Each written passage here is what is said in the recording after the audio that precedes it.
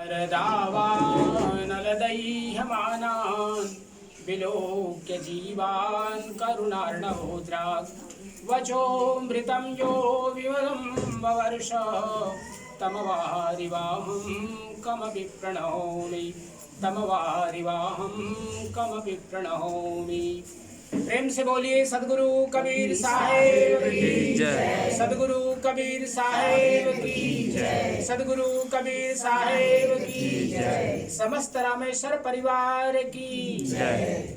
सत्य पुरुष परमात्मा हम सबके हृदय में विराजमान सदगुरु कबीर साहेब गादी पर विराजमान परम श्रद्धेय डॉक्टर महंत श्री श्यामदास जी साहेब, परम आदरणीय महंत श्री दिनेश साहेब जी, परम आदरणीय महंत श्री गिरिजानंद साहेब जी, परम श्रद्धेय साध्वी बहनें, परम आत्मीय श्री जयप्रकाश जी, सभी रामेश्वर परिवार से जुड़े हुए इष्ट बंधु बांधव, सत्य पुरुष परमात्मा सदगुरु कबीर साहेब की असीम अनुकंपा आज आप सब लोगों ने मिल करके जिनका सत्यलोक वास हुआ है, श्री विनय जी रामेश्वर, उनके आत्म शांति के लिए, उनके चलावा के लिए और उनकी मुक्ति के लिए आज की है चलावा चौका आरती, जिसको हम अष्टपहलु चौका भी कहते हैं, आयोजन किया है। बहुत ही प्रेम और श्रद्धा के साथ हमारे साहेब जी लोगों ने इसकी तैयारी की। स्वयं महंत साहब इसमें लगे हुए थे और आप सब परिवारजन इसमें लगे हुए थे।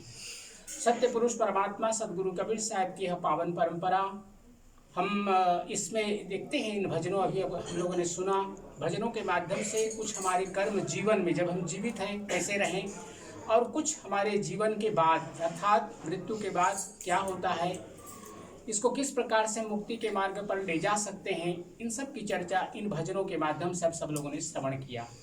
सदगुरु कबीर साहब ने जो एक बहुत बड़ी बात कही कि यह जो जीवन है हमारा एक ऐसा पड़ाव है जहां हम मुक्ति को प्राप्त कर सकते हैं। जीवन के अन्य जितने भी जीव हैं, चाहे वो जल में रहें, थल में रहें या नभ में रहें, कोई भी मुक्ति नहीं प्राप्त कर सकता। मात्र मानव शरीर में ही हम मुक्ति को प्राप्त कर सकते हैं। और इसीलिए 8 संख्या का इस पूजा में विशेष महत्व है। 5 तत्व 3 गुण पेले, हम लोग अभी ज्ञान गुंजड़ी संध्या पाठ कर रहे थे, उसमें हम लोगों ने सुना कि 5 तत्व से हमारा शरीर बना है, क्षिति जल पावक गगन समीर, और इसमें सत रज और तम ये 3 गुण मिले हुए हैं। और इसी प्रकार से 4 प्रहर की दिवस 4 प्रहर की रात्रि ये मिल करके हम अपने जीवन की पूरी दिनचर्या, अपने जीवन की जितनी भी आयु है हम उसी प्रकार से जीते हैं। और इन्हीं के द्वारा हम कर्म करते हैं अष्ट प्रहरों में ही, और उन्हीं कर्मों की शुद्धि के लिए यह पूजा की जाती है। हम देखते हैं बहुत से परिवारों में कुछ लोग वैदिक परंपरा का भी अनुगमन करते हैं। वैदिक परंपरा के जो मुख्य उनका सिद्धांत है, उनका जो दर्शन उसमें यह है, जातस्य हि ध्रुवो मृत्यु ध्रुवम जन्म मृतस्य च, अर्थात जिसका जन्म है उसकी मृत्यु है, जिसकी मृत्यु है पुनः उसका जन्म है। लेकिन सदगुरु कबीर साहब ने जब यह पूजा दी धनीधर्मदास साहब के माध्यम से इस कलयुग में, तो उन्होंने स्पष्ट कहा कि ये मुक्ति का मार्ग है। जीव मृत्यु के बाद चाहे जहाँ कहीं भी चला गया होगा, लेकिन अभी एक विधि होगी, हस्तक्रिया विधि जिसको हम कहते हैं, उसमें महंत साहब ध्यान करके उस जीवात्मा को यहाँ पर वापस लाते हैं और उस नारियल के माध्यम से। इसीलिए उस नारियल का विशेष महत्व है जो हमने सुमिरन करके रखा है। आप लोग जिस दिन चलावा होगा एक नारियल आप लोगों ने यहाँ पर रखा है उसको, इसलिए सर्वप्रथम उसी नारियल की विधि की जाती है। और उसी नारियल के लिए ही ये जो अभी 5 डोरी गाए गए, क्योंकि सार शब्द की डोरी लागी ताचड़ी हंसा पार हुआ। ये जो डोरी की संख्या भी 8 होती है, लेकिन समय को ध्यान में रखते हुए 5 किया जाता है। तो ये जो डोरी है ये सत्य पुरुष परमात्मा इस लोक से लेकर के सत्यलोक की यात्रा में ये जो डोरी है ये उसके लिए एक मंत्र के रूप में काम आते हैं। और यही सदगुरु कबीर साहब ने कहा कि हमारा जो श्वास है सो हम पोया पवन में बांधो मेरु सुमेरे। अभी संध्या पाठ में हम लोग गाते हैं, पाठ करते हैं उसका, क्योंकि प्रत्येक श्वास में हमारा सो से हम अंदर श्वास लेते हैं और हम से बाहर लेते हैं, और इसी सोहम में ही हमारा ओंकार है, इसी में सार शब्द सुरत योग की साधना है। अर्थात ये जो सोहम शब्द है बहुत ही महत्वपूर्ण है। सोहम नाम ले आरती बारे आप तरे, इसी सोहम नाम से ही हम आरती का ज्योत का प्रकाश करते हैं।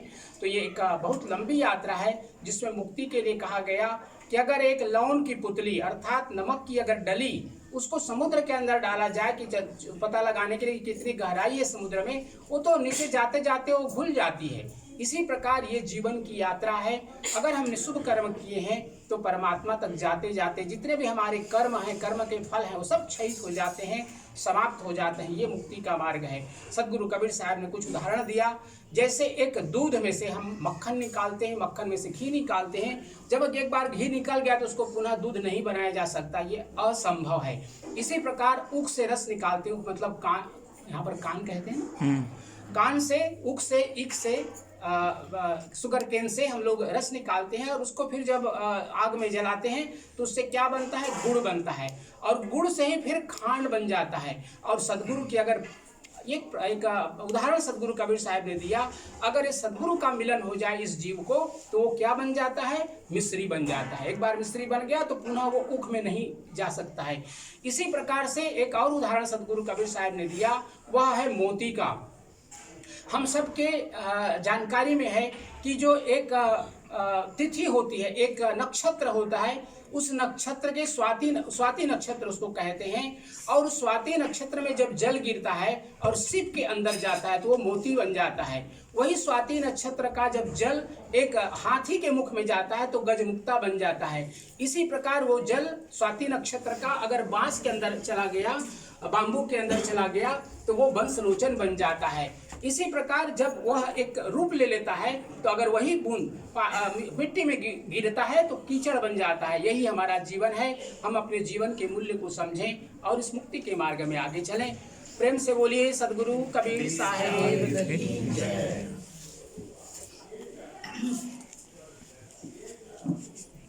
बोलिए सदगुरु कबीर साहेब की जय। सदगुरु कबीर साहेब की जय। सब लोग वासी हम